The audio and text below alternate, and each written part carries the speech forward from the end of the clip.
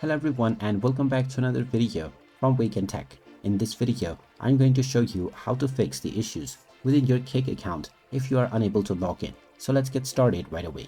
Now, if you are facing any issues on the Kick application and you are unable to log into your account, then first of all, make sure that you are connected to a stable internet connection. If your internet connection is working just fine, then after opening up the Kick application, you will see the login as well as join button. Tap on the login button and you will be asked to enter your email address or your Kick username.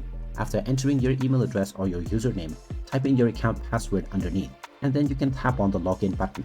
If you forgot your password, you can tap on the forgot password button and you can then provide your credentials once again to receive a verification email within your inbox to change your password. In case you don't receive this email, then you will need to contact the customer support team.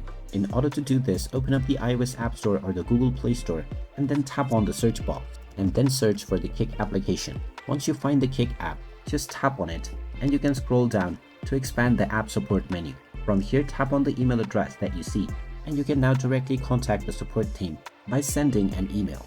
Now, within the subject section, just type in unable to access account, and within the main body, you can type in that you are unable to access your account while using your password and you are not even getting the reset password email.